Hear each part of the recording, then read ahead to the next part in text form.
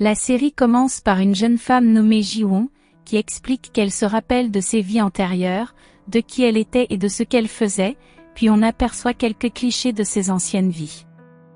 À présent, elle nous raconte son histoire. Il s'avère qu'elle commence à se rappeler de ses vies antérieures à partir de ses 9 ans.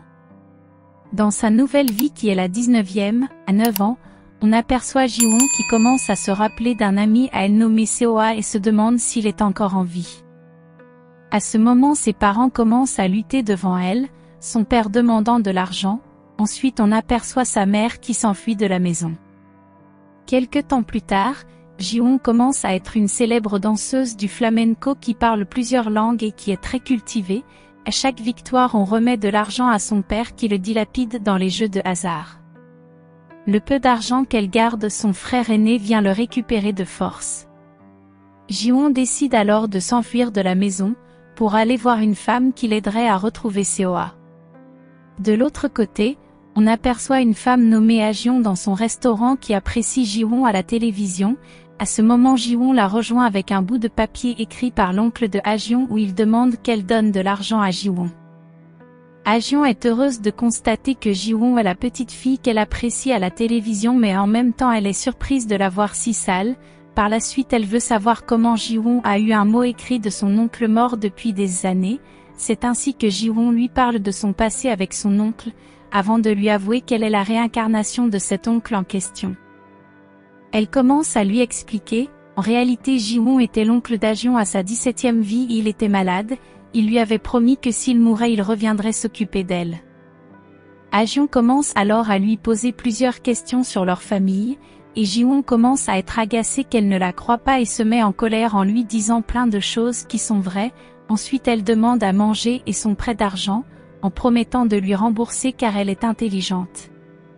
Ji-won lui dit qu'elle veut cet argent pour pouvoir revoir Seo-ah, c'est ainsi que nous allons à sa 18e vie.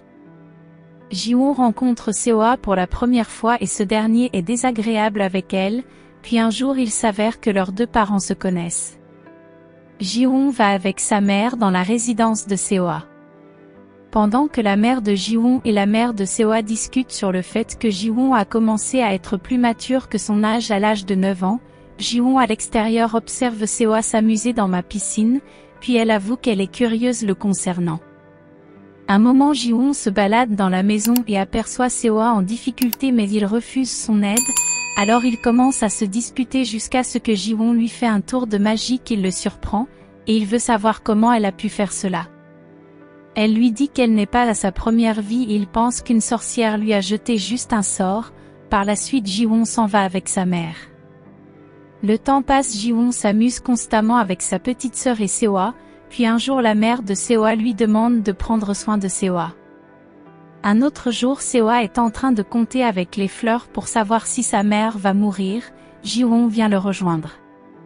Il lui raconte qu'il était une tortue dans sa vie antérieure, et on aperçoit qu'il était dans l'hôtel de sa mère à admirer les tortues, puis il prétend qu'il se souvient alors que sa mère non. Ji-won se moque de lui en précisant que ce n'est pas des souvenirs qu'elle parle lorsqu'elle dit une vie antérieure, ceci en le traitant de petit et il déteste cela, alors elle essaie de lui remonter le moral. À un moment il veut savoir si elle aime bien et elle promet de lui répondre le jour de son anniversaire, par la suite il commence à s'amuser. Nous revenons dans le présent où Ji-won affirme qu'elle n'a pas tenu sa promesse de rester près de lui, car elle l'a quitté trop soudainement, qu'elle ne souhaite que le retrouver, mais malheureusement sa famille présente n'est pas bien et donc elle n'a pas eu le choix de venir chez Ha-jeon pour avoir son aide. Ha-jeon croit à son histoire et lui donne l'argent dont elle a besoin. Avant de partir Ji-won promet de s'occuper d'elle à présent, ce qui fait pleurer Ha-jeon. Heureuse, Ji-won s'en va à la recherche de Seo-ah.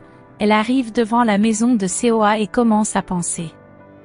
Elle et Seo-ah étaient en voiture et ils ont eu un accident, et avant de mourir elle a fait la prière de renaître, contrairement aux autres vies passées. Nous revenons dans le présent où Ji-won sonne mais personne ne l'ouvre. Dans la maison Seo-ah fait des cauchemars où il se rappelle de l'enterrement de sa mère et de Ji-won qui était près de lui. Il se réveille et se rappelle de sa conversation avec Ji-won qui lui disait que personne ne connaît en qui sa mère va se réincarner, mais qu'il doit être heureux qu'elle sera en vie et en bonne santé, et cela lui a remonté le moral jusqu'à ce qu'il se mette à pleurer à chaudes larmes. Ji-won décide d'escalader pour entrer. Sur l'arbre, elle aperçoit Seo dans sa chambre et est heureuse qu'il soit en vie. Seo sort et aperçoit une femme qui touche les vêtements de sa mère et cela le met en colère. Il s'en va réprimander son père qui lui demande de ne pas se mêler de cela. Il s'en va à l'école et Ji-won le suit discrètement. Elle vit à présent avec Ajeon qui s'occupe d'elle. Ji-won suit ainsi Seo constamment, mais malheureusement un jour elle constate qu'il n'est plus dans la maison et cela la rend triste. 8 années sont passées et Ji-won a grandi. Elle est la plus intelligente au point d'être acceptée dans les grandes universités de surdoués et Ajeon est contente. Ji-won réussit à trouver où est Seo à présent et le nom de leur groupe d'entreprise. Après ses études, elle réussit à se faire embaucher dans une des entreprises de la famille de Seo où Seo est directeur dans un autre pays. Un jour sur la route du travail, elle rencontre des femmes qui lui parlent de son avenir et de ce qu'elle vit et va vivre, mais elle le prend à la légère et s'en va. En entreprise, tout le monde se demande pourquoi elle insiste pour rester dans cette entreprise alors qu'il y a une entreprise plus grande qui souhaite la recruter. Pendant son travail, Ji-won se demande s'il ne serait pas mieux pour elle d'aller en Allemagne retrouver Seo, puisque depuis tout ce temps il ne revient pas au pays. À ce moment sa collègue qui est au courant de l'histoire vient la rejoindre et ne comprend pas comment Ji-won peut autant penser à quelqu'un qu'elle n'a pas vu depuis des années, puis l'encourage. Un moment Ji-won se demande si Seo se souvient d'elle, immédiatement on aperçoit ce dernier dans la piscine. Quelque temps plus tard, Ji-won s'en va se renseigner si elle pourra travailler dans la filiale qui est en Allemagne mais il s'avère que non. Après un essai de performance de la voiture, Ji-won est abordée par un homme nommé Ji-seo du groupe qui souhaite l'embaucher. Elle refuse une seconde fois puis elle entend que Seo est de retour au pays et qu'il est dans l'hôtel de sa mère. Elle s'en va immédiatement à cet hôtel, où elle se met à regarder la tortue dont Seo parlait. Au même moment Seo s'approche aussi de cette cuve, pour regarder la tortue jusqu'à ce que leurs regards se croisent et il s'en va sans rien lui dire. Elle le suit immédiatement. En visitant l'hôtel Seo commence à se souvenir de sa mère et lui qui s'amusait et cela le rend nostalgie. Ji-won vient le rejoindre et il est désagréable avec elle, puis il s'en va encore continuer sa visite, où il constate à quel point l'hôtel de sa mère est dans un sale état. Plus tard Seo s'en va annoncer à son père qu'il va restaurer l'hôtel de sa mère et son père se met en colère, car il voulait qu'il continue à travailler avec lui.